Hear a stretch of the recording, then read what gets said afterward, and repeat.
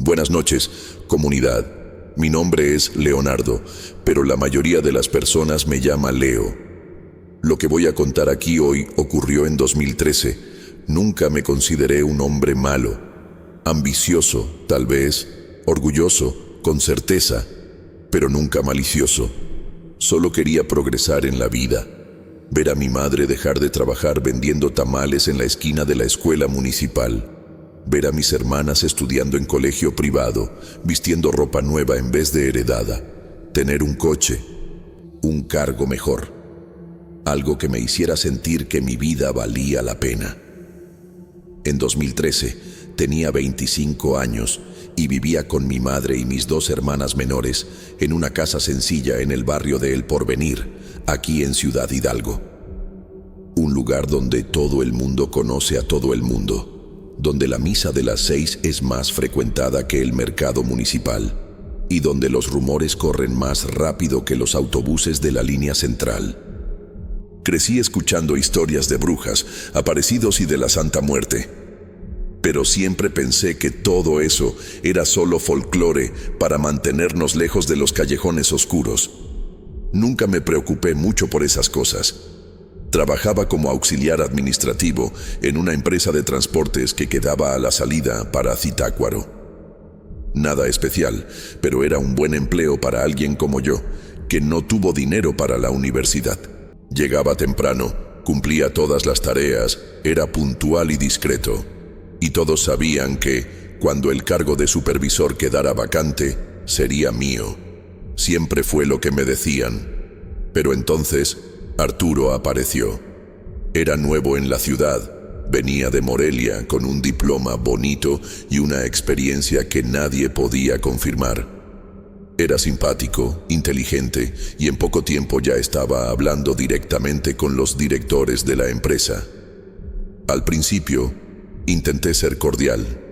Le mostré cómo funcionaban las cosas por allí. Pensé que encajaría en el equipo, tal vez incluso se volvería amigo, pero en menos de 3 meses anunciaron la promoción. El cargo de supervisor no sería mío, sería de él. La justificación fue que Arturo tenía más cualificación y una visión moderna para la gestión. Me quedé en silencio, pero por dentro, la sangre hervía. Aquella noche, mi madre notó que estaba extraño. Preguntó qué había pasado, pero no pude explicar. No era solo frustración, era humillación. Era como si el mundo me hubiera escupido en la cara y me hubiera mandado de vuelta al final de la fila. Arturo me quitó algo que era mío, y no podía aceptarlo. Los días siguientes fueron un torbellino. Lo veía pasando por la oficina como si ya fuera el dueño del lugar. Saludaba a todos con esa sonrisa educada que me daba náuseas. No lo hacía por mal, lo sé, pero aquello solo me llenaba más de rabia. Fue una noche de viernes, mientras bebía cerveza en la terraza de la casa de un conocido, que alguien me habló de doña Felisa. Dijeron que vivía en los alrededores del barrio El Cerrito, cerca de la carretera vieja, y que hacía trabajos con la Santa Muerte, que bastaba pagar y pedir, y todo se resolvía. Se rieron cuando contaron esto, como quien comparte una leyenda urbana. Pero algo en mí se lo tomó en serio. Tal vez fue el alcohol, o tal vez la desesperación. Tardé una semana en reunir valor. Fui solo, después del expediente, en un día nublado y bochornoso. Su casa quedaba al final de una calle de tierra, aislada entre árboles y rodeada por viejas estacas con calaveras de aves. Afuera, un altar improvisado con velas negras y una imagen esculpida de la Santa Muerte me miraba con ojos invisibles. Cuando llamé a la puerta, tardó en atender. Era una mujer de edad indefinida. Piel oscura, cabello largo recogido en trenzas, con olor a hierbas y cera quemada. Me miró sin preguntar el nombre. Solo dijo que yo ya sabía lo que quería, y que ella también lo sabía. Dudé. Dije que no quería hacer daño a nadie, solo quería justicia, que era apenas una corrección de rumbo. No me respondió. Solo asintió con la cabeza y me mandó entrar. Dentro, la luz era débil y rojiza. Había símbolos en el suelo, paños negros en las paredes, frascos con cosas que no pude identificar. Me hizo sentar frente a una pequeña mesa con calaveras de barro, cartas, plumas y un puñal antiguo. Encendió velas, murmuró palabras en un idioma que no reconocí y me pidió que dijera el nombre del hombre. Lo dije. Lo anotó en un papel oscuro con tinta roja y lo arrojó dentro de una llama. Después me miró a los ojos y dijo que, una vez pedido, no podría deshacerse, que el precio sería alto. Respondí que no me importaba, que todo lo que quería era mi lugar de vuelta. Asintió. Tomó una gallina negra viva y con un movimiento rápido le cortó el cuello. La sangre escurrió sobre el papel quemado y sentí un escalofrío subir por la espalda. Era como si el aire se hubiera vuelto más espeso, más frío. Un silencio pesado se apoderó del ambiente. Salí de allí con la sensación de que algo había sido arrancado de mí y otra cosa plantada. De vuelta a casa, el cielo estaba despejado, pero el viento traía olor a tierra mojada. No pude dormir aquella noche. Soñé con una sombra que se movía por las paredes de mi habitación, sin forma definida. En el sueño, oí a alguien susurrar el nombre de Arturo, como si estuviera siendo llamado a un lugar oscuro. Al día siguiente, no apareció en el trabajo. Y fue ahí cuando todo comenzó. No soy un hombre religioso, pero crecí rodeado de santitos colgados en las paredes, escapularios en las puertas y velas encendidas frente a imágenes de la Virgen. Mi madre siempre decía que la fe protegía a los humildes, pero yo, a esas alturas, ya no me veía como uno de ellos. Aquella semana, después de visitar a la mujer de la colonia Lagos, solo quería ver resultados. Pasé los días mirando hacia la puerta de la oficina esperando que alguna desgracia le ocurriera a Gabriel. El martes no apareció. Dijeron que estaba enfermo. El miércoles llegó la noticia. Había sido internado.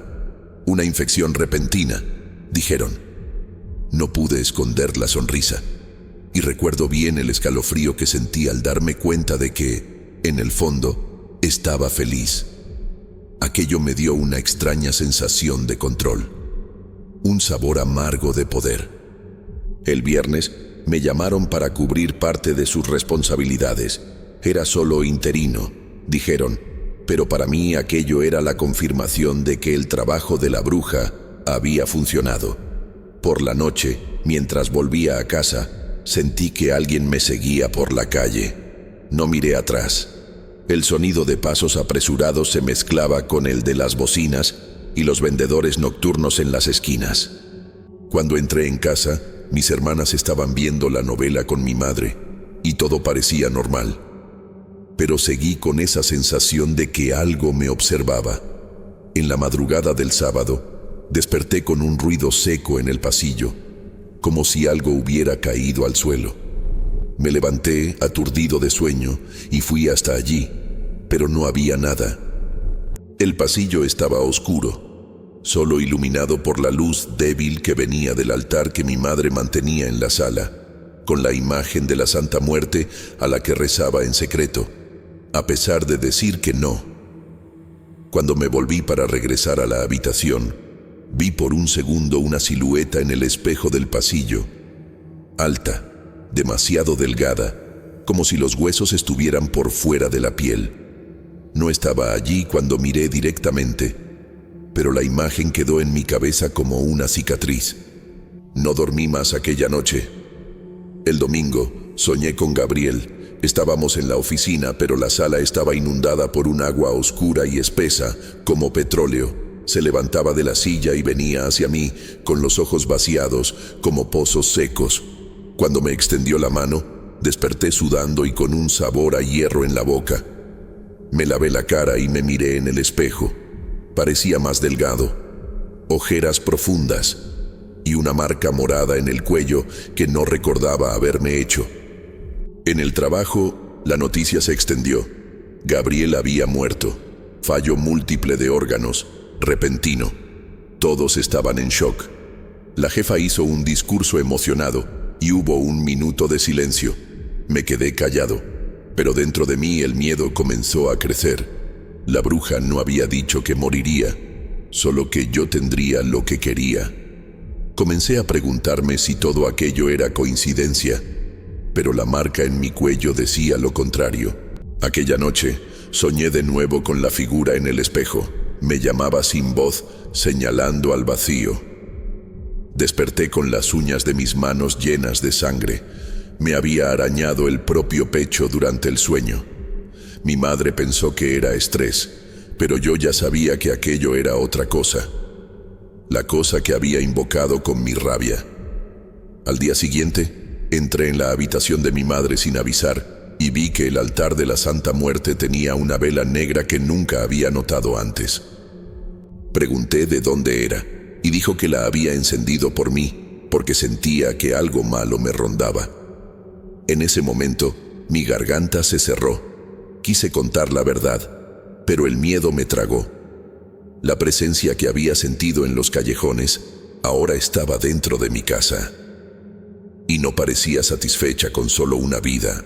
Nunca fui de rezar. Pero aquella semana comencé a pensar en todo lo que mi madre decía sobre el peso del alma cuando se hace algo malo. Intenté actuar normalmente en el trabajo, como si la muerte de Gabriel hubiera sido una tragedia distante, pero algo en mí ya no era lo mismo.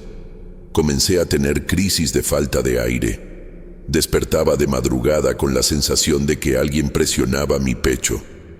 Sentía olor a tierra mojada dentro de la habitación, olor a cementerio. Algunas noches oía susurros viniendo del pasillo. Palabras que no podía entender, como si fueran habladas en una lengua antigua, pero llena de rencor. Mi hermana menor vino a decirme que había visto a una mujer parada en la puerta de mi habitación. Dijo que la mujer usaba un manto negro, que la sombra cubría el rostro, pero que sus pies estaban sucios de lodo. Pensó que era una pesadilla, pero yo supe en el acto que era real. La entidad había cruzado el umbral. Ya no solo me observaba, ahora caminaba por la casa. Decidí volver hasta la mujer de la colonia Lagos. Me recibió con una mirada que parecía atravesarme. Dijo que la energía a mi alrededor estaba oscura, pesada, y que el espíritu que había llamado ya estaba pegado a mí. Me contó que el ritual que había hecho era una petición a la Santa Muerte Negra, y que esa versión de la Santa no devolvía el favor sin llevarse algo a cambio. En ese momento entendí. No era una santa cosa ninguna, era algo muy malo que ella llamaba santa, pero solo podía venir del fondo del infierno, porque nunca vi santo hacer ese tipo de cosa. Pedí ayuda, sudando frío, con la garganta seca, y respondió que debería hacer una ofrenda. Pero advirtió que, una vez hecho el pacto, la entidad nunca se iría por completo. Lo máximo que se podía esperar era un alivio temporal, y para eso tendría que pagar. Volví a casa con un frasco que me entregó, un líquido espeso con fuerte olor a hierbas quemadas. Debería pasarlo en puertas y ventanas antes de dormir. Lo hice aquella noche, desesperado. Me sentí como un cobarde intentando contener una tormenta con una toalla. En la madrugada siguiente tuve el peor sueño de todos. Estaba atrapado en un pasillo que se extendía para siempre, oscuro, sin fin. En las paredes colgaban ganchos de hierro, y de cada gancho caían cuerpos mutilados. Al final del pasillo, la figura me esperaba. Era una mujer de rostro cocido, ojos vacíos y un velo negro cubriendo parte del cráneo. Extendía las manos como si quisiera tocarme. Cuando desperté, estaba de pie, fuera de la cama, frente al espejo del baño, con los dedos ensangrentados. Me había arrancado parte de mi propia piel del brazo, pero no sentía dolor. Mi madre me llevó al médico. Dijeron que era estrés, ansiedad. Me recetaron calmantes No dije nada, porque sabía que aquello no era cosa de la cabeza. La mujer del velo era real y ahora estaba en todas partes. Vi reflejos de ella en los escaparates de la calle, en el vidrio del autobús, hasta en el agua del tanque donde mi madre lavaba ropa. En el trabajo, me llamaron a la sala de la jefatura. Dijeron que mis colegas andaban preocupados con mi comportamiento, que parecía ausente, inquieto, y que me había quejado de voces y ruidos que nadie más oía. Me apartaron por 2 semanas, por precaución. Fui a casa con el corazón apretado, como si estuviera a punto de caer en un hoyo profundo. Aquella noche, tuve la sensación de que todo estaba a punto de romperse. Me encerré en la habitación y recé por primera vez en muchos años. Pedí perdón, pedí olvido, pedí que la entidad me dejara. Pero mientras decía esas palabras dentro de mi cabeza, oí una respiración pesada detrás de la puerta. Era como si algo estuviera escuchando y riéndose. El olor a putrefacción se apoderó de la habitación. La vela que había encendido, en el intento de alejar la presencia, se apagó sola, y la marca en mi cuello, que ya había desaparecido, volvió a oscurecerse. Fue allí que entendí el mal que deseé, incluso sin valor de confesar en voz alta, ahora era parte de mí, y no se iría más. Los días siguientes se volvieron un borrón hecho de insomnio, temblores y sombras. Comencé a preguntarme si algún día conseguiría volver a ser quien fui. Cada vez que me miraba en el espejo, veía algo diferente en mis ojos, un vacío creciente, como si alguien más estuviera comenzando a vivir dentro de mí. La sensación era que mi alma estaba siendo drenada poco a poco, como si hubiera abierto una puerta que ahora no conseguía cerrar. Volví a la casa de la mujer de la colonia Lagos una última vez. Me recibió con una mirada tensa, casi asustada. Dijo que no esperaba que todo hubiera salido tan fuera de control. Confesó que el ritual que habíamos hecho no era para la Santa Muerte verdadera, aquella que muchos devotos respetan y aman, sino para otra cosa, una sombra antigua que se presenta como la Santa Negra, pero que no es santa de ninguna forma. Según ella, esa entidad es anterior a todo lo que conocemos, un espíritu disfrazado, mentiroso, que adopta la imagen de la muerte para alimentarse de la fe de los desesperados. Dijo que, al pedir venganza, había sellado un pacto con algo que no entiende compasión ni perdón. Aquella cosa gusta del dolor, gusta de ver la vida pudrirse despacio, y siempre cobra caro por los favores que concede. En aquel momento, me di cuenta de que mi rabia me había vuelto débil. Mi deseo ciego de destruir a Gabriel me hizo ofrecer mi propia alma en bandeja de plata. Pregunté qué podía hacer para deshacer aquello, pero ella solo respondió que ya era tarde. Lo que podía intentar, según ella, era aislar a la entidad, encerrarla, o al menos desacelerar su dominio sobre mí. Pero no había promesa de liberación. Me dio un último aviso, que dejara de llamarla santa, porque cuanta más fe depositara en aquel nombre falso, más fuerte se volvería la criatura. Volví a casa en silencio. Me sentía como un criminal intentando esconder el propio cuerpo dentro de sí. Mi madre, que siempre estuvo ligada a cosas espirituales, ya andaba desconfiada. Decía que el clima en la casa estaba diferente, más frío, como si el tiempo allí dentro se hubiera detenido. Mis sobrinos, cuando venían a visitar, lloraban cerca de mi habitación, señalaban al techo diciendo que una mujer sin ojos los observaba. Una madrugada, desperté con un sonido de goteo. Fui hasta el baño y encontré el lavabo rebosando un líquido oscuro, espeso, casi como sangre cuajada. En el espejo no vi mi reflejo, vi su rostro, no entero, solo los ojos cosidos, la boca abierta como un abismo. Y detrás, decenas de brazos finos, huesudos, como garras humanas intentando escapar de dentro de un cuerpo. Huí a la calle de madrugada, descalzo, temblando. Me senté en la acera como un mendigo, mirando al cielo oscuro de Celaya, tratando de entender cómo había comenzado aquello. Yo solo quería mi promoción, solo quería reconocimiento. Pero ahora, aunque me dieran todo el dinero del mundo, nada pagaría lo que había dentro de mí. La presencia ya no era una visitante, ya estaba en mí, respiraba conmigo, oía su voz en mis pensamientos, susurraba palabras sin sentido, pero cargadas de odio. Intenté hacer mis propias ofrendas, incluso sin saber lo que estaba haciendo. Quemé velas, enterré objetos, me corté, pedí perdón, pero todo esto solo la divertía. Podía sentir que se reía. Con cada intento, las pesadillas empeoraban. Las paredes de la casa comenzaron a sudar, como si vivieran. Las sombras tomaban formas. Los relojes dejaron de funcionar, y las plantas dentro de la habitación se marchitaron sin explicación. Una noche, tuve la certeza de que iba a morir. Desperté con el cuerpo paralizado, la respiración atrapada y la figura sobre mi pecho. El velo negro flotaba sobre mí y sus dedos fríos penetraban mi piel sin dejar marca, como si buscaran algo dentro de mí.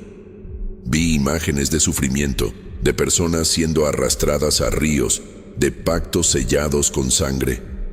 Oí el sonido de muchas voces al mismo tiempo, todas diciendo que yo le pertenecía ahora. No por un año, no por una década, sino para siempre. Cuando finalmente pude moverme, vomité en el suelo. No había comida, solo tierra. Tierra negra, húmeda, con olor a podredumbre antigua. Fue entonces que entendí que mi castigo no era la muerte. Mi castigo era vivir. Vivir con aquello dentro de mí, caminando conmigo, esperando el momento adecuado para consumirme entero. En la semana siguiente, supe de otro colega del trabajo que sufrió un accidente misterioso. Y, aún sin querer, sonreí por dentro. Fue en ese instante que comprendí lo perdido que ya estaba. Hubo un momento en que creí que aquello había terminado. No recuerdo exactamente cuándo, pero fue después de meses de tormento constante, visiones, ruidos nocturnos, el peso de ella sobre mi cuerpo, las sombras en el espejo y el olor a carne quemada que se extendía incluso sin fuego. Un día, todo simplemente se silenció, como si la entidad se hubiera cansado de mí, como si ya hubiera sacado todo lo que quería. Mis colegas de trabajo comenzaron a evitarme. Algunos decían que traía mala suerte, otros hablaban de voces extrañas en los pasillos después de que yo pasaba.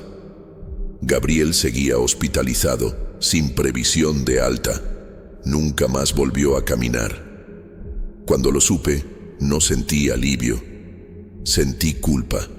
Una culpa que se mezclaba con la certeza de que yo era solo una pieza más en el juego de aquella cosa, que me usó como cebo para arrastrar a alguien más fuerte, más puro. O tal vez ambos fuéramos solo peldaños de una escalera que lleva hacia abajo, siempre hacia abajo. Pedí la dimisión del empleo. Le dije a mi madre que quería empezar de nuevo. Nos mudamos de barrio. Me corté el pelo.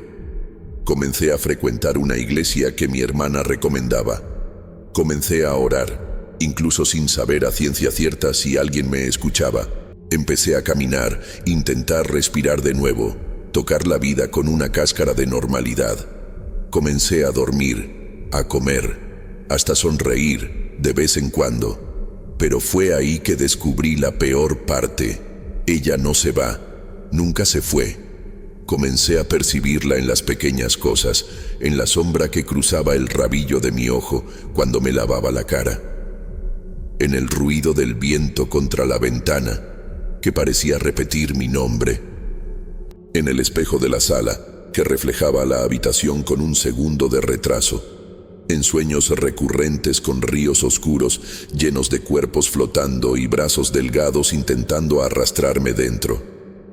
Hubo una mañana en que salí a correr y vi a una mujer parada al otro lado de la calle. Usaba un velo negro que cubría el rostro, pero algo en ella me pareció demasiado familiar. Cuando la miré fijamente, simplemente levantó el brazo y me señaló. Solo eso, nada más. Y aún así, fue suficiente para hacerme desmayar allí mismo, en medio de la acera. El médico dijo que era agotamiento, ansiedad acumulada. Recetó medicamento. Yo solo asentí, sin corregir. ¿Cómo explicar que lo que cargo no es psicológico? ¿Cómo describir algo que existe en un plano que no se ve con los ojos, sino con el alma? La bruja desapareció. La busqué varias veces, pero la casa donde vivía estaba vacía, tomada por la maleza. Los vecinos decían que nadie vivía allí desde hacía años. Cuando insistía, decían que debía dejar de meterme con lo que no era mío. Hoy, evito espejos, duermo con la luz encendida. No dejo que nadie duerma en la misma habitación que yo. A veces, despierto con marcas rojas en los brazos, como si manos invisibles me sujetaran por la noche. A veces, mi madre dice que murmuro cosas en voz alta mientras duermo, en una lengua que ella no reconoce. Pero lo peor ocurrió hace 3 días. Mi hermana menor, que ya no vive con nosotros desde que se casó, me llamó diciendo que soñó con una mujer de vestido negro y velo, que la llamaba por su nombre y decía que era amiga de su hermano. Dijo que la mujer prometió un regalo si iba con ella hasta el río, un regalo hecho de huesos. Desde entonces, duermo con la puerta de la habitación cerrada con llave, no por miedo a lo que pueda entrar, sino por miedo a lo que pueda salir. Aprendí, de la forma más amarga posible, que cuando se desea el mal, encuentra el camino de vuelta. Y a veces le gusta tanto la casa que decide quedarse. Algunas noches, cuando todo está en silencio absoluto, escucho pasos en la azotea, como si alguien anduviera despacio, con pies mojados, arrastrando cadenas invisibles. A veces pienso que tal vez, si cierro los ojos con suficiente fuerza, si rezo con fe verdadera, ella desaparezca. Pero luego recuerdo, aquello que me acompaña nunca fue santa, y los santos, al menos, conceden perdón.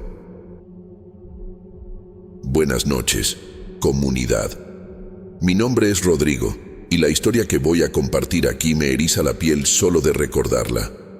Era el año 2012, y estaba muy preocupado por la salud de mi abuelo. Mis padres ya habían fallecido, y el abuelito era mi única referencia de figura paterna. Cuando mi abuelo enfermó, no lo pensé 2 veces para dejar la Ciudad de México y pasar un tiempo con él. Trabajaba en una empresa de marketing y tengo buena relación con mi jefe. Hablé con él, le expliqué la situación y me dio vacaciones.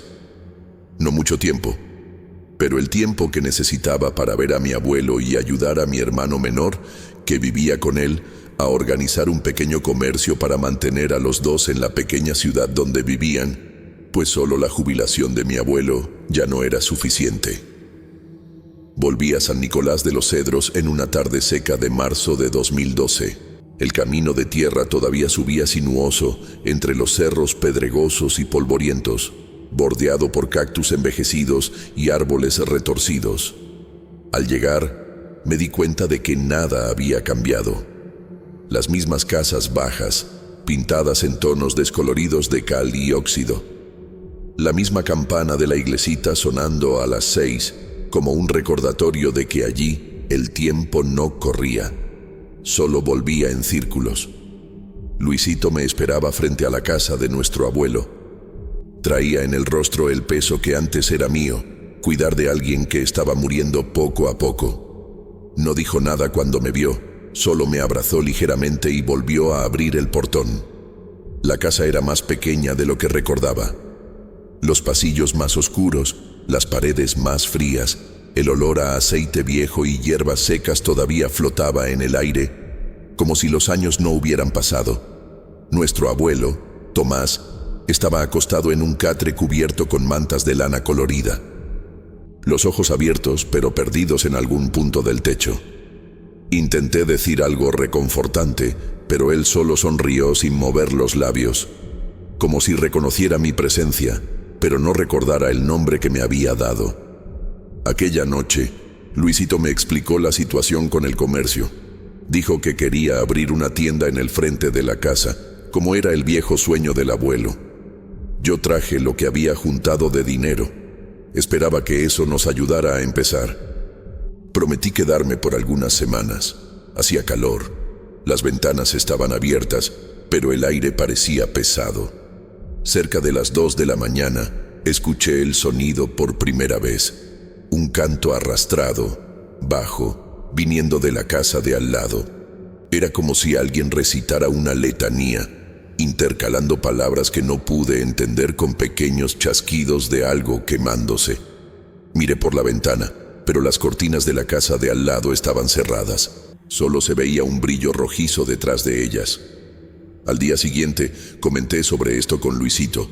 Él solo me dijo que era mejor no meterse. No explicó, no me miró a los ojos. Se limitó a decir que allí todos conocían a doña Eulalia, la vecina de la esquina, y que nadie hablaba de ella por hablar. Añadió, como quien recuerda una lección antigua, que gente como ella solo vive en paz cuando nadie intenta saber más de lo que debe.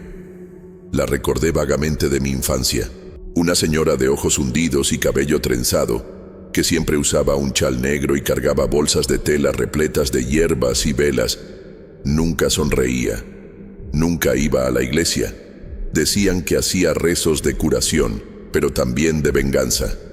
En la escuela los otros niños decían que si pasabas frente a su casa y silbabas, despertarías al día siguiente con la boca torcida.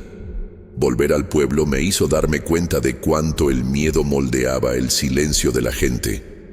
En el mercado, escuché a 2 señoras comentar que un gato muerto había sido dejado en la puerta de alguien. En la fila de la panadería, alguien mencionó que sentía que la leche se agriaba con más frecuencia. Siempre decían estas cosas mirando discretamente hacia la casa de la esquina, donde vivía doña Eulalia, pero nadie la nombraba directamente. En la segunda noche, escuché nuevamente los cantos, y esta vez, junto con el sonido, vino un fuerte olor a algo quemándose, algo que no era madera ni incienso. Abrí la ventana despacio. Las velas estaban encendidas en su casa, 3 o 4, en diferentes puntos.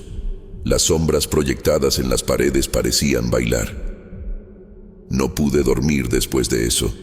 Intenté convencerme de que era superstición, coincidencia, imaginación alimentada por las historias del pueblo. Pero había algo en aquellas velas, algo que hacía que mi estómago se revolviera. A la mañana siguiente, mi abuelo estaba especialmente agitado. Luisito dijo que había intentado levantarse durante la madrugada y que balbuceaba palabras inconexas, como si llamara a alguien que no estaba allí. Me acerqué y él me agarró del brazo con una fuerza que no esperaba. No dijo nada. Solo me miró a los ojos como si intentara pasarme un secreto, como si esperara que yo entendiera. Pero no entendí. Pasé el día pensando en la casa de la esquina. Me pareció curioso que nadie pasara nunca frente a ella. Incluso los perros callejeros evitaban la acera. Y lo curioso es que la casa ni siquiera parecía tan amenazadora a la luz del día. Era solo una construcción vieja, con plantas secas en las macetas y rejas oxidadas en las ventanas. Aún así, había algo en ella que hacía que mi pecho se apretara. Luisito me pidió que no me quedara mirando mucho hacia allá. Dijo que doña Eulalia percibía cuando alguien intentaba saber más de lo que debía. Me reí medio incómodo, pero él no se rió de vuelta. Y en ese momento, por primera vez, sentí una leve incomodidad, como si algo estuviera, de hecho, mirando de vuelta. En la tercera noche decidí no dormir. Esperé a que los cantos comenzaran, y comenzaron alrededor de las 2:30. Ahora, junto con la voz, escuchaba sonidos de objetos siendo movidos, vidrio tintineando, y algo que parecía respiración, no humana, sino rítmica, como el aliento de un animal grande y cansado. A partir de aquel momento, algo dentro de mí cambió. Ya no era solo curiosidad, era inquietud, y esa inquietud me llevó a querer ver más, saber más, acercarme más. Sin darme cuenta, ya había comenzado a hacer exactamente lo que ella no quería: observar. Pasé la cuarta noche mirando fijamente las ventanas de la casa de doña Eulalia. Espié entre las tablas de la persiana sin mover un músculo, tratando de entender qué exactamente ocurría allí dentro. Las velas encendidas parecían formar un círculo, y sombras se movían en el interior como si hubiera otras presencias además de la suya. Poco a poco fui percibiendo que los cantos seguían una cadencia, una lógica. Palabras antiguas que se repetían, intercaladas por gemidos roncos y un sonido ahogado, como algo siendo aplastado en un mortero de barro. Sentí una náusea extraña. Era como si el cuerpo supiera algo que la mente todavía no aceptaba. A la mañana siguiente, mi abuelo despertó con un hematoma oscuro en el brazo, exactamente donde me había sujetado el día anterior. Luisito pensó que había sido por la fuerza con que me apretó, pero aquello parecía más profundo, como una mancha que venía de dentro. Pasó el resto del día murmurando frases inconexas, mirando al techo y diciendo que ella estaba cerca. Cuando pregunté a quién se refería, solo me miró en silencio, con los ojos lacrimosos. Fui hasta el mercado a buscar algunas frutas.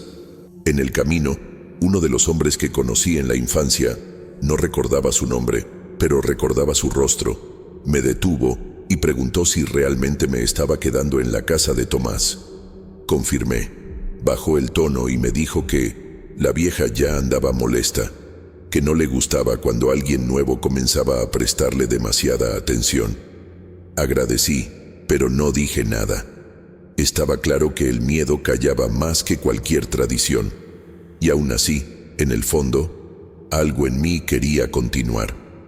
Tal vez por terquedad, tal vez por orgullo, tal vez por ignorancia.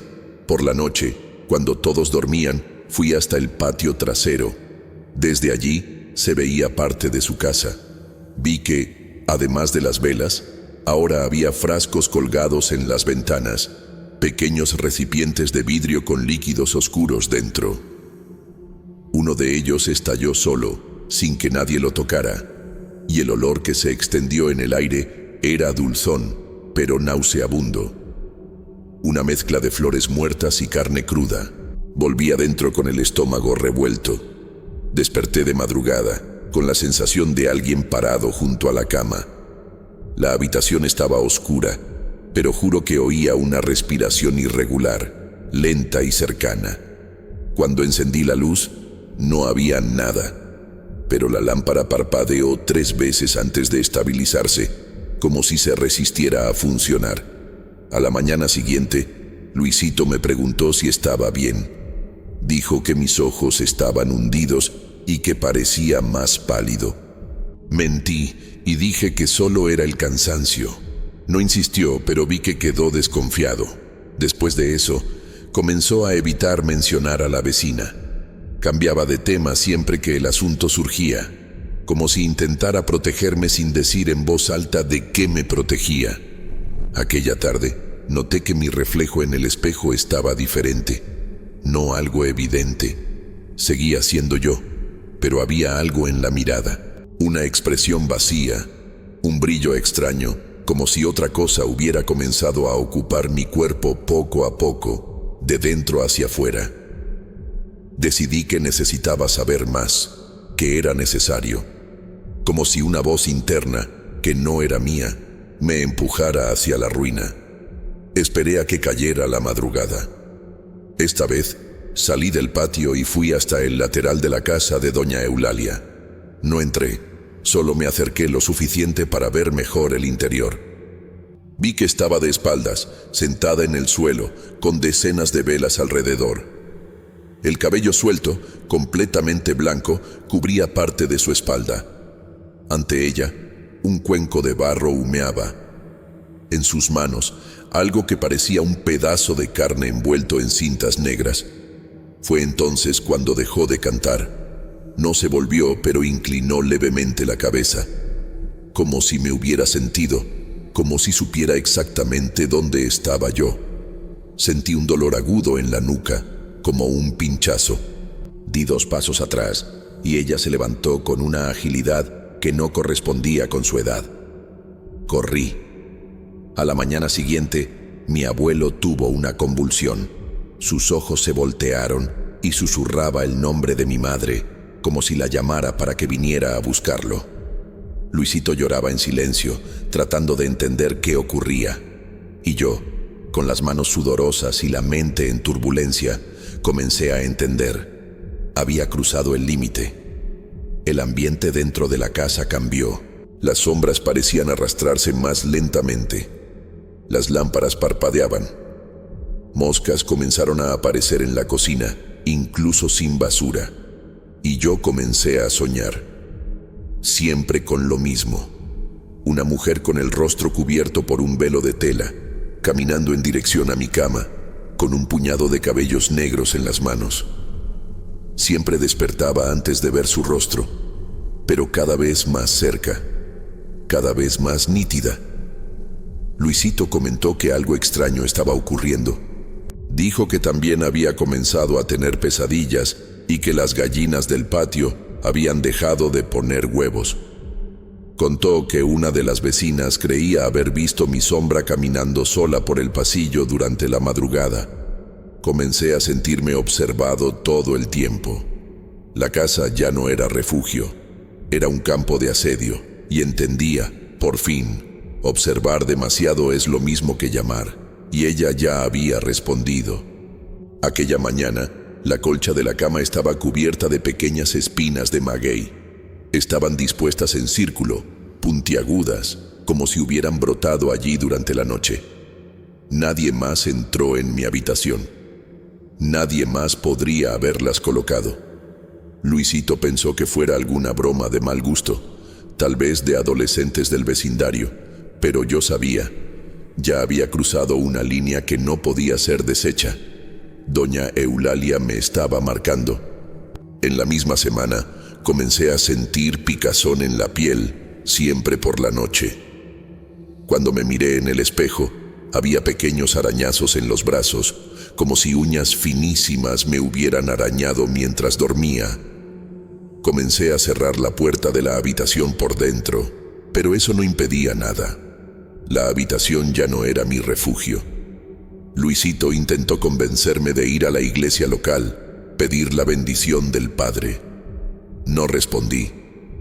Sentía que ya no era el tipo de mal que podía ser lavado con agua bendita. Estaba dentro, creciendo.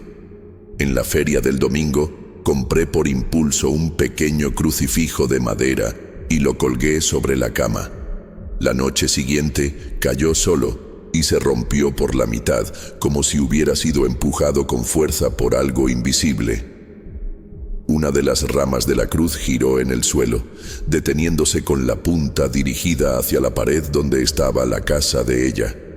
Lo interpreté como una señal. A la mañana siguiente, encontré en el patio un muñeco de trapo, hecho con pedazos de tela antigua, con ojos de botón y cabello cosido con hilo negro. Estaba atado con cordel grueso y cubierto por un polvo que reconocí como ceniza de huesos, una práctica común, según leí después, en hechizos de amarre y venganza. En la boca del muñeco había una pequeña tira de tela roja enrollada y sujeta con espina. Era como si me mandara callar. Llevé el muñeco hasta un basurero en la plaza y lo quemé allí mismo. Me quedé mirando las llamas consumir la tela, esperando algún alivio. Pero por la noche, el olor a tela quemada llenó la habitación entera, incluso con todas las ventanas abiertas. El humo parecía salir de las paredes. Mi abuelo empeoraba cada día. Luisito ya no podía hacerse cargo solo y pasaba las madrugadas en vela cuidándolo. Una vez, cuando entré en la habitación, vi a mi abuelo hablando con alguien invisible, ojos abiertos y fijos, susurrando: «No es justo». Él no sabía, Era solo un niño. Sentí un escalofrío. No era conmigo con quien hablaba, pero de alguna forma era por mi causa. Al día siguiente fui hasta la plaza central para tomar aire. En el camino, una señora con pañuelo en la cabeza me llamó por mi nombre. Dijo que sabía que yo era nieto de Tomás. Preguntó si ya había soñado con el cuervo. Dije que no. Ella solo murmuró que era cuestión de tiempo y siguió su camino haciendo la señal de la cruz. Aquella noche, el cuervo vino. En el sueño, se posaba en mi ventana y me observaba con ojos humanos. Después, volaba en círculos hasta descender en el patio de doña Eulalia, donde desaparecía entre raíces que brotaban del suelo como serpientes. Desperté con el sonido del batir de alas todavía en los oídos, la sábana empapada de sudor y la certeza de que había sido más que un sueño. Comencé a evitar el espejo. Algo extraño ocurría con mi reflejo. Una vez, vi mi imagen sonreír durante 2 segundos después de que mi rostro ya se había detenido. Otra, noté manchas oscuras en las pupilas, como si algo creciera dentro de los ojos. Una vecina, doña Silvia, comentó que yo tenía la mirada igual a la de la vieja, quieta, dura, como si viera lo que los demás no veían. Luisito comenzó a evitar cruzar la mirada conmigo. Dijo, en un tono contenido, que creía mejor que volviéramos a la Ciudad de México por unos días. Me pareció curioso que dijera nosotros, como si él también necesitara huir. Pero yo sabía que era de mí de quien quería distanciarse. Entonces algo peor ocurrió. En la madrugada de un martes, escuché golpes lentos en la pared de mi habitación. 3 veces, siempre el mismo ritmo. No había viento, no había ramas, no había lógica. Cuando miré por la ventana, vi su figura parada en medio de la calle, inmóvil, mirando en dirección a la casa. No se movía, no parpadeaba, no respiraba. Las velas en su altar estaban encendidas y vi, entre las sombras, algo que parecía un altar improvisado con hojas secas, pedazos de ropa y huesos pequeños. En una de las velas reconocí un mechón de mi cabello. El día anterior me había cortado las puntas en el baño. Ella lo había tomado. Lo usaba contra mí. Los sueños comenzaron a transformarse. Ya no era solo el cuervo. Ahora había perros de ojos blancos, caminando lentamente a mi alrededor, olfateándome como si buscaran un lugar para morder. A veces despertaba con el sonido de las patas en el suelo, incluso despierto.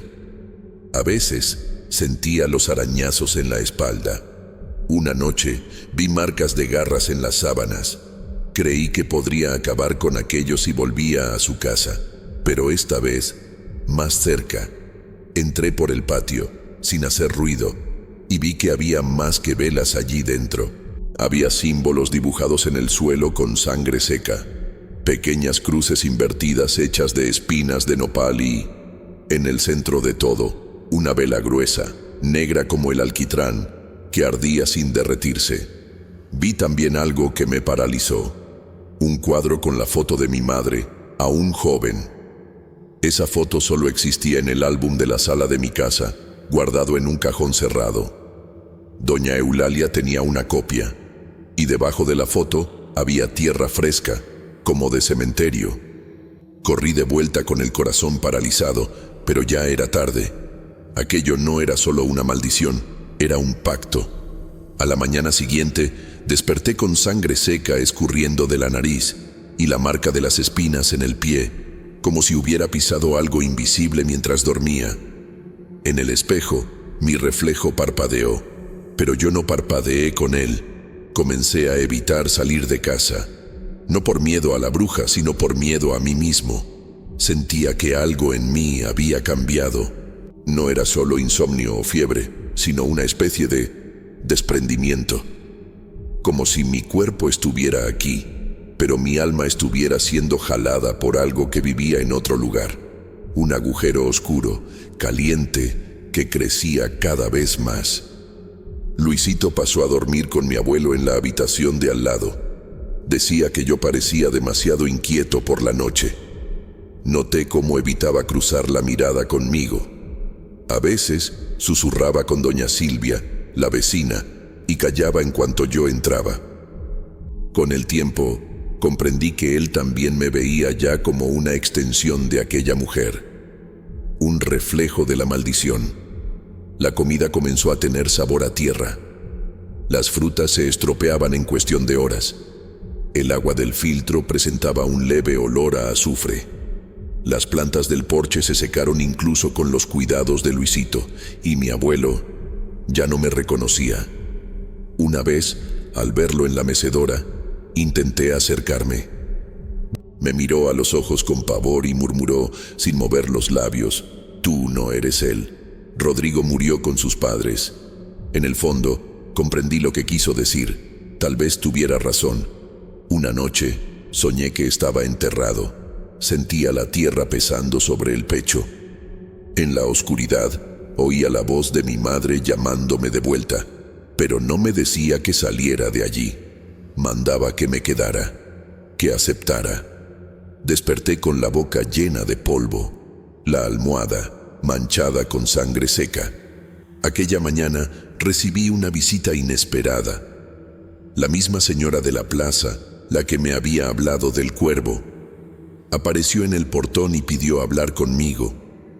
Luisito no quería dejarla entrar, pero la mujer fue firme. Dijo que sabía lo que estaba ocurriendo, que ya lo había visto antes y que tal vez todavía hubiera una salida. No quiso sentarse, se quedó de pie junto a la puerta de la cocina, observando todo con ojos firmes. Preguntó si alguien había llamado mi nombre durante la noche. Respondí que sí. A veces oía voces viniendo del patio, a veces del techo y a veces de dentro de mí mismo. No se sorprendió. Dijo que doña Eulalia era antigua, más antigua que el propio pueblo, nacida de un vientre que practicaba las artes antes incluso de la fundación de la parroquia, que su madre había muerto de parto en un campo de maíz y que su espíritu nunca abandonó a la hija. Que brujas así no mueren, pasan. Contó que el nombre de la bruja ya había sido escrito en piel de animal, envuelto en sangre de cordero y enterrado en la cima del Cerro del Espíritu. Pero aún así, ella volvía, siempre volvía. Y entonces me hizo una pregunta que me congeló. ¿Sabes por qué te eligió a ti? Respondí que no, que nunca había hecho nada contra ella, aparte de mirar demasiado. La mujer asintió lentamente, como quien lamenta una tragedia inevitable. Dijo que, a veces, el mal no elige por odio, elige por semejanza, que algunos de nosotros llevamos nombres que se abren como puertas. Fue cuando entendí. Rodrigo era el nombre del padre de doña Eulalia, un hombre que la abandonó siendo pequeña, entregada al fuego y a los ritos de una madre enloquecida. Un nombre que, para ella, significaba debilidad, traición, dolor. Y ahora, al oír ese nombre otra vez, no vio a un hombre nuevo, vio un eco. La mujer me dio un amuleto, un ojo de venado envuelto en cuero, con semillas de copal y una cruz hecha de vara de pirul. Mandó que lo enterrara al pie de un cactus en la entrada de su casa, antes de la luna llena. Dijo que tal vez eso fuera suficiente para interrumpir el vínculo, pero advirtió, tendría que ir solo y no mirar hacia atrás. Aquella noche preparé todo. Coloqué el amuleto en un paño blanco, lo até con cinta roja y salí de casa poco después de la medianoche. El camino parecía más oscuro de lo normal. Las lámparas de la calle estaban apagadas. El aire estaba espeso, pesado, como si el propio tiempo se hubiera detenido. Al llegar frente a su casa, sentí que el estómago se revolvía. El portón estaba entreabierto, como si ella supiera que yo vendría. No entré. Caminé hasta el pequeño cantero al lado de la entrada y comencé a cavar con las manos. La tierra estaba caliente, demasiado caliente para una madrugada de octubre. Enterré el amuleto y lo cubrí rápidamente. Fue entonces cuando escuché mi nombre, bajo, como un susurro, viniendo de detrás de mí, pero recordé, no debía mirar hacia atrás. El sonido se intensificó. Vino la segunda vez, luego la tercera. Entonces, el silencio. Volví a casa temblando. A la mañana siguiente, todo parecía más tranquilo. El agua estaba limpia. El sabor de la comida volvió. Mi abuelo dormía en paz. Luisito hasta sonrió, por primera vez en semanas. Pensé que había terminado. Pero 2 noches después soñé con la casa de doña Eulalia en llamas, y en el centro del incendio vi a una niña parada, con el rostro cubierto de hollín, sosteniendo una vela encendida en la mano. No dijo nada, solo me miró, y cuando desperté la almohada estaba empapada de cera caliente. Fui hasta su casa por última vez, estaba abandonada. Dijeron que doña Eulalia había muerto el domingo por la tarde. El corazón se detuvo mientras preparaba hierbas para un baño de sahumerio. El cuerpo fue llevado sin misa, sin velorio, sin nadie cerca. Pero alguien había encendido velas negras alrededor del ataúd. Alguien dejó una ofrenda con plumas de cuervo y ojos de muñeca. Volví a la Ciudad de México algunas semanas después. Luisito se quedó con el comercio. Mi abuelo falleció a finales de año. Dicen que partió sonriendo, pero yo no estaba allí para verlo, aunque asistí al funeral. En cuanto a mí, todavía sueño con el cuervo, todavía evito espejos, y a veces cuando escucho mi nombre susurrado en la oscuridad, pienso que tal vez no haya enterrado el amuleto en el lugar correcto, o tal vez el nombre nunca fue realmente solo mío. Buenas noches, comunidad. Mi nombre es José Felipe y viví en la Ciudad de México por más de 10 años. Hoy vivo en Querétaro, tratando de olvidar lo que viví. Esta historia ocurrió en 2010 cuando todavía vivía allá, y cambió mi forma de pensar sobre cosas sobrenaturales, hechizos y brujería. Nunca creí mucho en esas cosas, pensaba que eran cosas de películas de terror americanas y cosas de gente supersticiosa del interior de México. Pero todo cambió después de lo que pasó en 2010. Creo que todo comenzó realmente aquella tarde bochornosa en el patio interno de la facultad, durante un evento entre las carreras de diseño y psicología. Fui solo porque un amigo me había prometido cerveza gratis, pero acabé deteniéndome más tiempo frente a una chica que observaba mi cartel que frente a los vasos de plástico. Ella parecía interesada, pero no en el contenido. Era como si mirara más allá de la tinta, como si viera algo en mí que ni yo sabía que estaba ahí. Después de eso, nuestras rutas comenzaron a cruzarse con frecuencia incómoda, y ella siempre me notaba antes de que yo la notara a ella. Sara. El nombre sonaba antiguo, como si ya hubiera sido pronunciado hace siglos. Era hermosa de una manera silenciosa. Nunca hablaba alto. Se movía como si estuviera en otro tiempo, y aun cuando sonreía, había un peso en sus ojos que no podía explicar. Ella me preguntó una vez si creía en el destino. No recuerdo qué respondí, pero recuerdo sentir que ella ya sabía la respuesta antes de preguntar. Con el tiempo comenzamos a salir, primero cafés, después cenas en lugares pequeños, sin pretensión. Era común que llevara a casa una bolsita de hierbas del mercado o un collar de ojo turco que decía haber encontrado en un puesto callejero. Cosas que parecían superstición, pero que ella trataba con una naturalidad que me desarmaba. La primera vez que fui a su apartamento, sentí un olor a canela quemada mezclado con algo más fuerte, más denso. Dijo que quemaba incienso todas las noches. No me pareció extraño en ese momento, pero después noté que las velas permanecían encendidas incluso cuando ella no estaba en casa.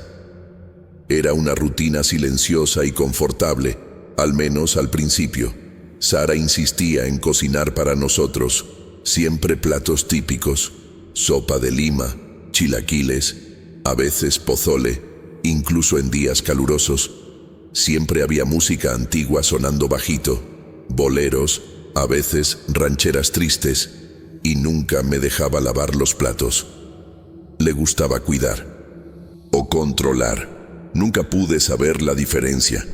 Mis amigos comenzaron a comentar. Dijeron que era demasiado hermosa para mí, pero no era eso lo que les preocupaba.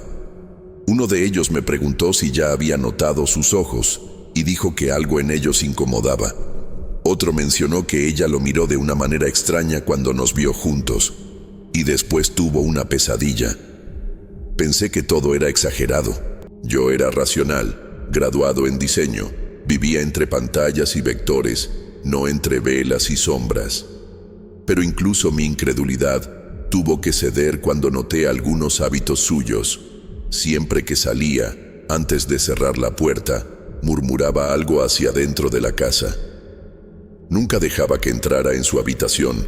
Decía que estaba demasiado desordenada. Pero una vez vi por una rendija una especie de altar con objetos que no supe nombrar. Un día noté una pequeña cruz hecha de raíces secas colgada detrás del espejo del baño. Pregunté sobre aquello y ella se rió, pero no respondió. Aún así continué con ella. Tal vez fascinación sea la palabra correcta, o ceguera. Ella me envolvía con una calma que anestesiaba. Dormía mejor cuando estaba en su casa. Me sentía menos solo. Ella decía que algunos cuerpos combinan porque fueron hechos el uno para el otro en vidas pasadas. Yo me reía por dentro, pero lo dejaba pasar. Había algo reconfortante en aquella creencia, hasta que todo se desmoronó en un viernes cualquiera. Salí con 2 amigos a una discoteca en la zona norte. Hacía tiempo que no me divertía, y la cerveza vino fácil. En la pista, una chica bailaba sola, y cuando nuestros ojos se cruzaron, sentí el viejo impulso de antes, cuando aún no vivía bajo los ojos de Sara. Aquello fue un error estúpido y rápido que no significó nada. Un beso sin nombre y sin intención, pero alguien me vio. Y la ciudad habla. Sara desapareció por 3 días. Envié mensajes, llamé, fui hasta su edificio, nada. Pensé que había terminado. Cuando finalmente me respondió, dijo solo que estaba resolviendo cosas de familia. Cuando pregunté si había algo mal, me miró con una neutralidad que me heló por dentro. Dijo que no, pero supe, en ese instante, que ella sabía, y que no era del tipo que simplemente se alejaba. Comencé a sentirme observado, no por ella, por algo que no tenía rostro, pero se manifestaba en silencios prolongados, en sombras que parecían moverse, en objetos que juraba haber dejado en otro lugar. Era como si el mundo a mi alrededor estuviera ajustándose, como si me estuviera empujando lentamente hacia una espiral. Y Sara volvió a la convivencia como si nada hubiera pasado. Cocinaba, sonreía, tocaba mi cabello como antes, pero sus ojos ya no estaban más en el presente, y dentro de mí algo comenzaba a retorcerse. Yo solo no sabía aún que aquello era el comienzo de un hechizo. No fue de una hora para otra, y tal vez por eso tardé en darme cuenta. Las primeras señales vinieron disfrazadas de cansancio. Dormía más de lo habitual, pero despertaba con la sensación de no haber descansado nada. Me sentía pesado, como si cargara arena dentro de los huesos. Pensé que era ansiedad o culpa, pero era algo más profundo, algo que me drenaba. Comencé a ver figuras, al principio solo de reojo. Una sombra en la esquina de la sala, un movimiento detrás de la puerta del baño, algo pasando demasiado rápido en la ventana. Cuando me volteaba, no había nada, pero el frío permanecía, un frío que parecía venir de dentro de la casa, como si tuviera raíces en las paredes. Una vez, escuché pasos en el pasillo del edificio por más de 1 hora sin que nadie apareciera. Cuando comenté con el portero, solo sacudió la cabeza y me preguntó si andaba metiéndome con gente equivocada. Evité pensar en Sara por un tiempo. Me convencí de que nos estábamos alejando naturalmente. Ella no pedía explicaciones y tampoco buscaba. Había un silencio establecido entre nosotros, como un acuerdo no verbal. Pero entonces, algo comenzó a jalarme de vuelta hacia ella, no por nostalgia, sino por inquietud. Era como si ella estuviera presente incluso cuando no estaba. Un perfume que surgía de la nada, una música que sonaba en la radio recordando su gusto por boleros antiguos, una sensación de que alguien me observaba mientras dibujaba en la computadora. Y fue entonces cuando vinieron los sueños. Soñé que estaba acostado en una cama de piedra, con el pecho abierto, y manos femeninas cosían algo dentro de mí. No dolía, pero sentía cada punto siendo dado. Al final, ella me besaba en la frente y decía que ahora yo era suyo. Desperté sudando, con la marca de un arañazo en el brazo, como si hubiera luchado conmigo mismo durante la noche. Aquello se repitió por 3 noches seguidas, con variaciones cada vez más bizarras. Una de ellas con Sara susurrando palabras en náhuatl mientras mi piel se deshacía en hojas secas. Comencé a desconfiar de todo. Mis amigos ya no me reconocían. Uno de ellos comentó que estaba extraño, que parecía otra persona. No tenía energía para defenderme. Solo asentí y pedí que me dejaran un poco en paz. Me sentía rodeado, como si una red invisible estuviera siendo tejida a mi alrededor. Una tarde, encontré un paquete en la puerta de mi apartamento. No había nombre, ni remitente. Dentro, una pequeña caja de madera con un muñeco hecho de tela gruesa, cosido con hilo rojo. El muñeco tenía cabellos oscuros, iguales a los míos, y en el pecho, una aguja atravesada. Pensé en tirarlo inmediatamente, pero quedé paralizado, mirando aquello por varios minutos, sin conseguir mover un músculo. Solo después de mucho tiempo, conseguí envolverlo en un paño y tirarlo en la basura de la calle. Al día siguiente, desperté con un dolor agudo en la región de las costillas. Una punzada tan fuerte que me hizo vomitar. Fui al hospital, pero los exámenes no mostraron nada. El médico dijo que podría ser estrés o alguna inflamación leve. Pero yo sabía que era otra cosa. El mal estaba arraigado y no había remedio común que pudiera cortarlo. Mi casa ya no era un lugar seguro. La computadora se trababa sola, los archivos de mis proyectos desaparecían y los programas se cerraban de forma repentina. Comencé a olvidar cosas simples como contraseñas, nombres de clientes, incluso compromisos. En una semana, perdí 2 contratos y fui advertido por el cliente más antiguo que tenía. Fue entonces cuando soñé con su padre, un hombre que nunca había visto, pero que reconocí instintivamente. Estaba sentado en un círculo de sal, rodeado por velas negras y pequeños huesos que temblaban solos.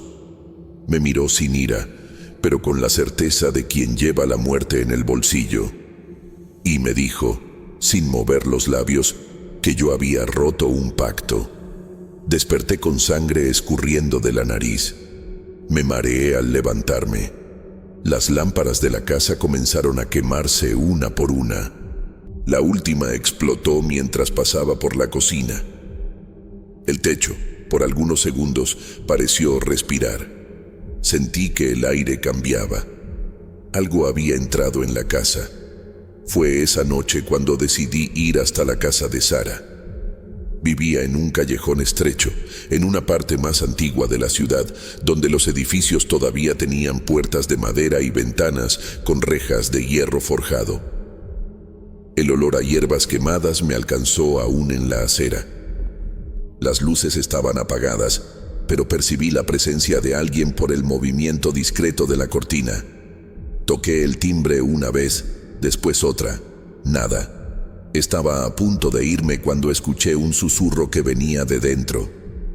Una especie de rezo o encantamiento. Me acerqué a la puerta y pegué el oído. En aquel momento, el suelo bajo mis pies pareció pulsar, como si la propia calle respirara con ella. Me alejé y vi, del otro lado de la acera, un perro negro parado, con los ojos fijos en mí. No se movía, no parpadeaba, solo me miraba con una firmeza que parecía humana.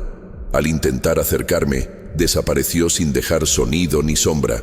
Volví a casa trastornado. Aquello ya no era psicológico, no era coincidencia. Sara me estaba castigando. Estaba jugando con fuerzas que yo nunca debería haber provocado. Y por primera vez, comencé a aceptar que no había salida fácil. Porque las brujas no lloran por traiciones, ellas maldicen. Fue después de aquella noche que mi vida comenzó a desmoronarse definitivamente.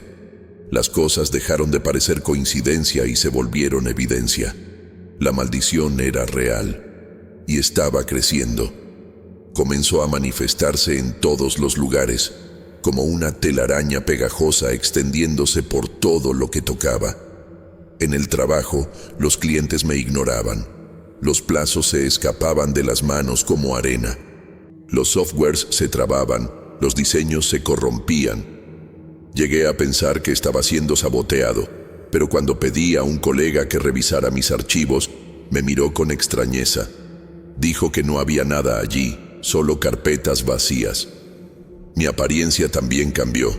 Perdí peso rápido, de forma grotesca. Los huesos comenzaron a destacarse en el rostro y mis ojos se hundieron en las órbitas. El espejo pasó a ser mi enemigo.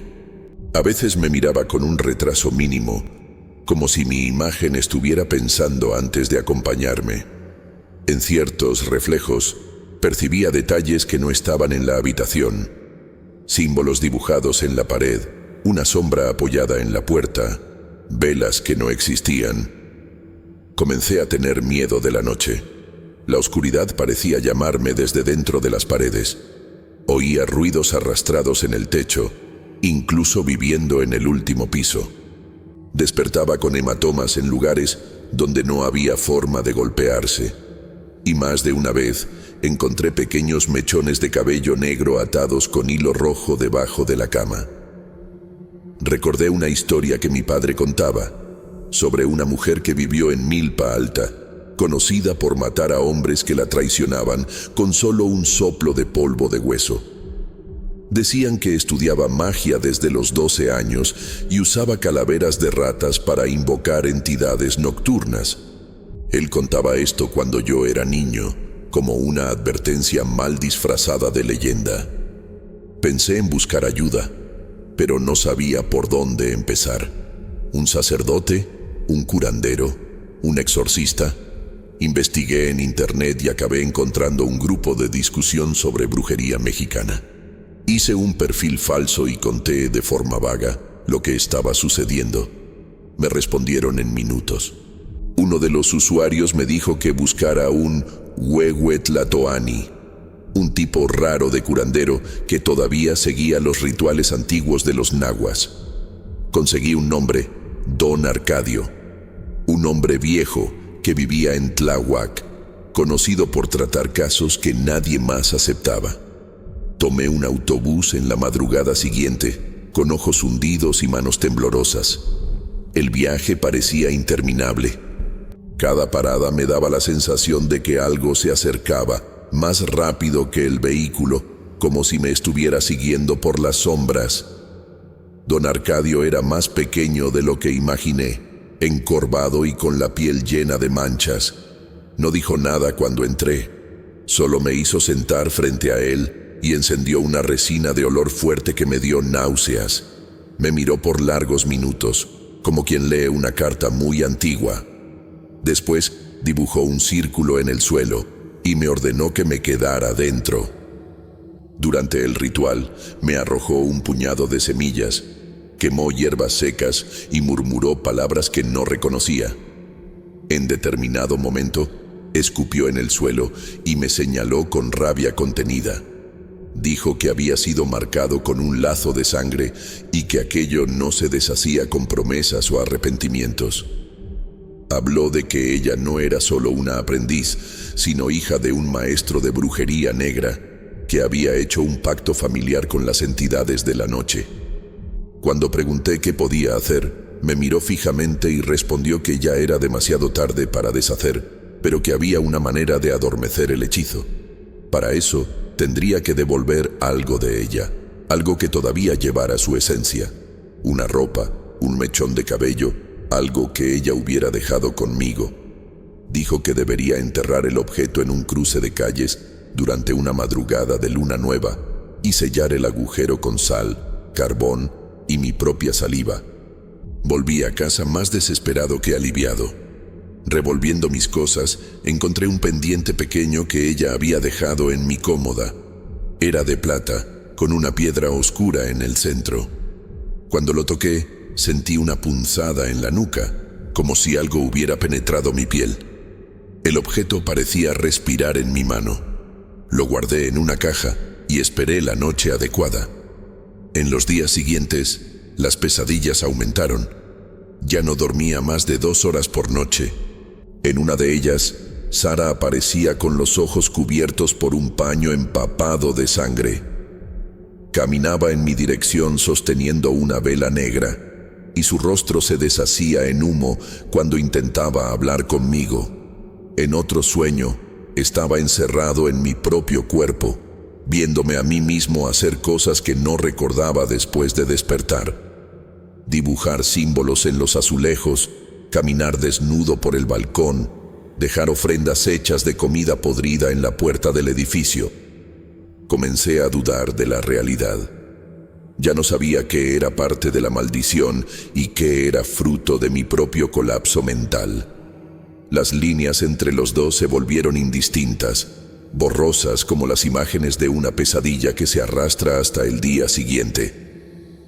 En la noche de luna nueva, fui hasta un cruce vacío, cerca de una línea de tren abandonada.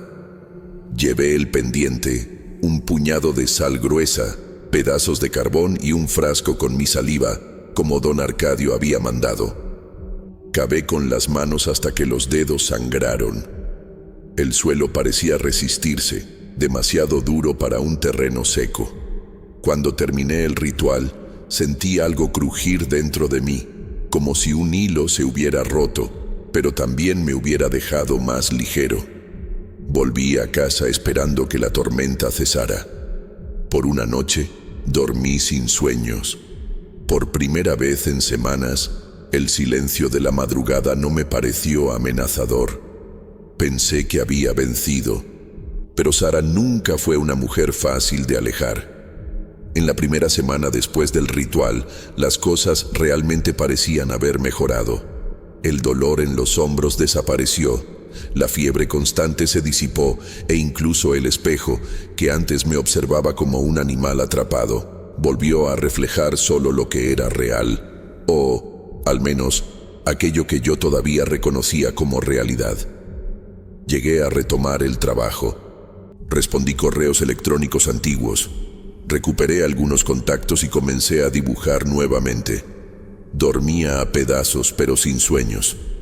Las noches se volvieron frías, quietas, como si el tiempo a mi alrededor hubiera sido congelado. Sin embargo, había algo malo con el silencio.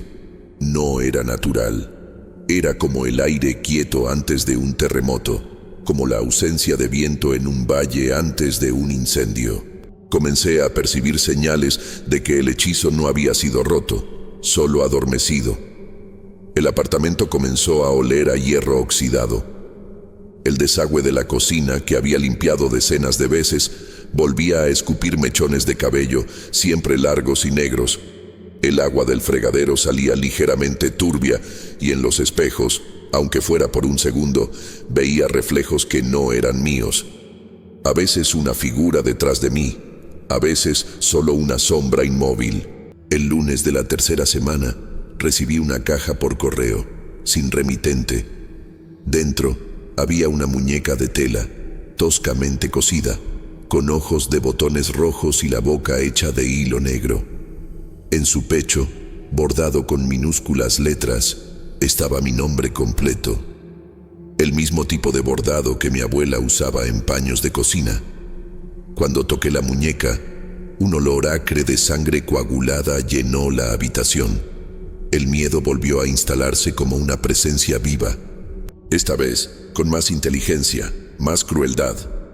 En la madrugada siguiente, desperté con los pies cubiertos por un líquido caliente. Al encender la luz, vi que la muñeca había sido abierta y de dentro escurría un fluido oscuro, casi espeso, como si estuviera viva. Mi piel comenzó a picar y al mirarme en el espejo, noté que marcas comenzaban a aparecer por todo mi cuerpo. Arañazos finos, como pequeñas garras tratando de salir desde dentro. Volví a buscar a don Arcadio, pero cuando llegué a su casa, un vecino me informó que había muerto. Nadie supo decir cómo, solo que el cuerpo fue encontrado rodeado de gallinas muertas, con símbolos dibujados en las paredes con carbón y sangre. Sentí que parte de lo poco que me quedaba de protección había sido destruido.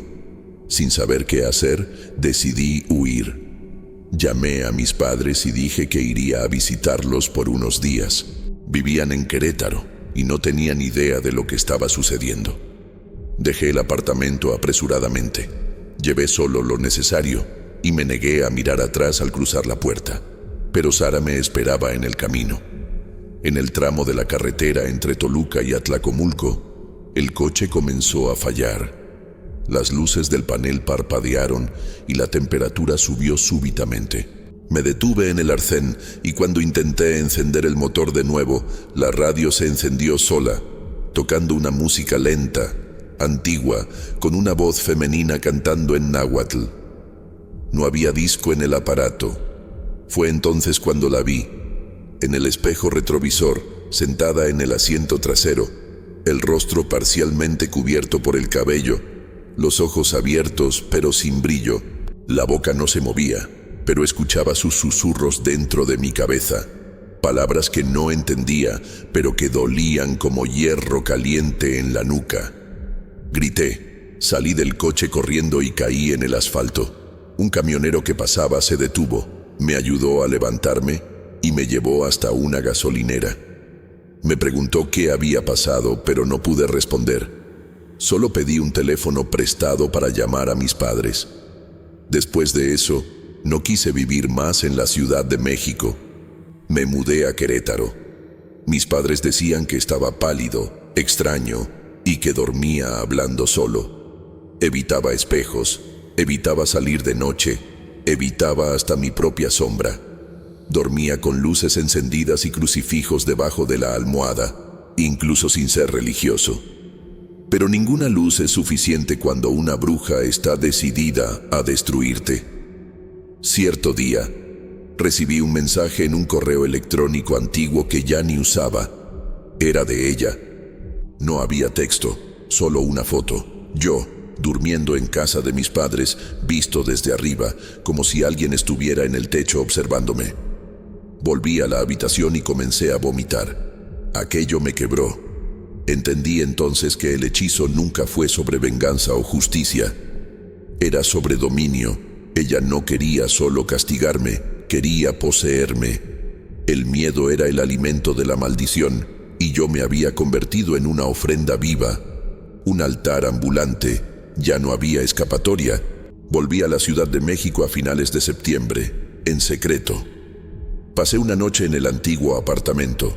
Todo estaba como lo dejé, pero el aire parecía aún más denso, más podrido.